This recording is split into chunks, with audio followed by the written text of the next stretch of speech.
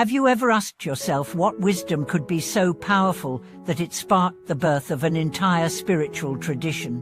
What words were spoken that day under the trees of Deer Park, setting the wheel of Dharma into motion for all time? Welcome back to the channel.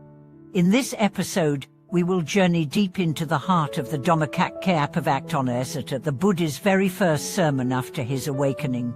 This discourse, whose name means turning the wheel of Dharma, is not a relic of history, it is the foundational teaching of the path to freedom. With this simple, revolutionary message, the Buddha laid out a vision that forever altered how suffering, happiness, and human potential were understood. Let's place ourselves in the scene. After attaining enlightenment under the Bodhi tree in Bodhgaya, Siddhihofraya Gautama, the newly awakened Buddha, did not immediately teach. He spent weeks contemplating the truth he had discovered. He doubted whether the world could understand such a subtle, profound insight.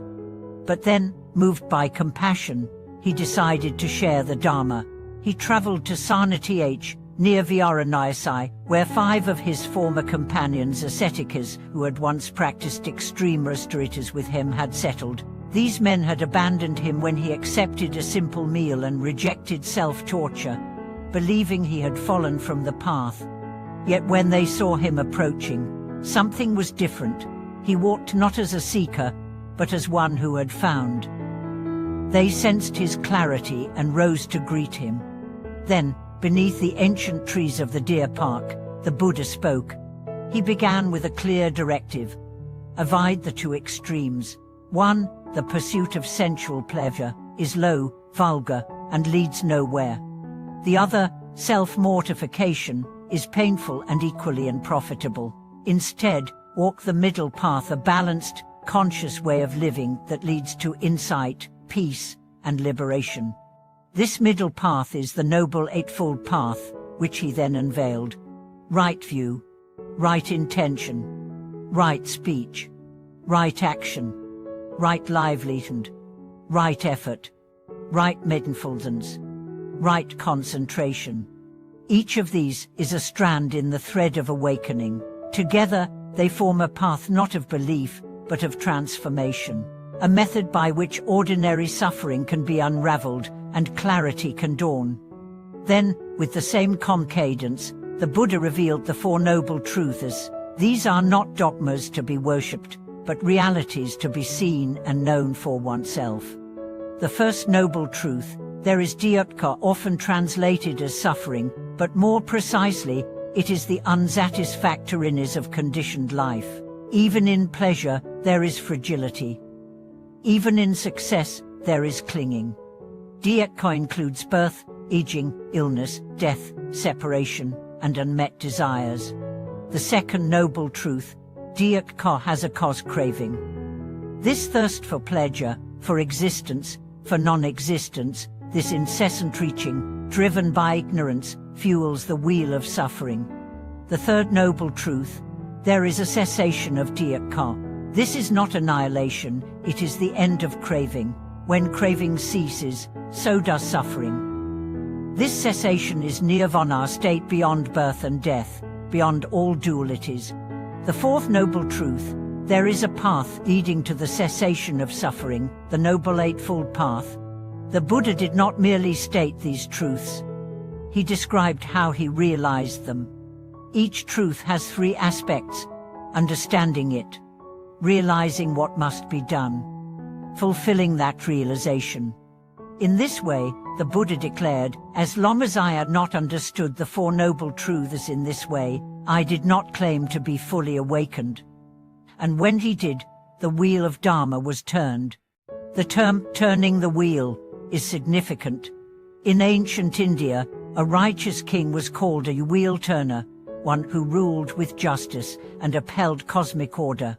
By using this metaphor, the Buddha redefined kingship not in terms of armies or empires, but in terms of truth and liberation.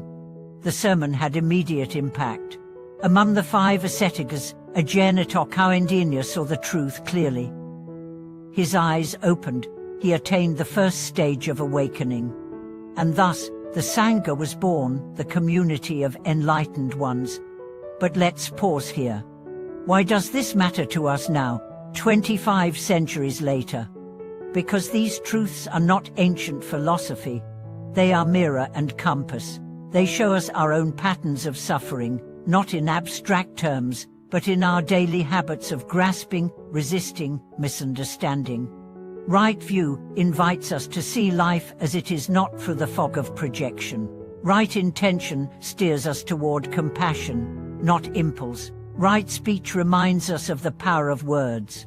Right action and livelihood call us to live with integrity. Right effort, mindfulness, and concentration refine the mind into a tool of awareness. And the Four Noble Truths are a constant call to honesty. Can you see the suffering you try to numb? Can you recognize the craving beneath your restlessness? Can you glimpse the peace that arrives when clinging falls away? Can you commit to the path that leads there? The Dhammacakkappavattana is not long. It is barely a few paragraphs in modern print, but it contains the entire map. It is the seed of every Buddhist school, every meditation retreat, every insight whispered by a monk or nun on a quiet morning. This essay is not a commandment. It is an invitation, not a creed to recite, but a path to walk. And it begins, as it did under the trees of Sana, with a simple message. There is suffering. There is a cause. There is an end. There is a way. So today, as you listen to these words, ask yourself, what craving keeps your wheel spinning? What step of the path calls your name? What truth are you ready to see, not with belief, but with direct knowing? May the wheel of Dharma turn in your own heart. Thank you for watching this video. If the Dhammacakkappavattana awakened something within you or deepened your understanding of the path, please support the channel by subscribing, liking, and sharing your reflections in the comments. What truth do you live by? Let's continue this timeless journey together.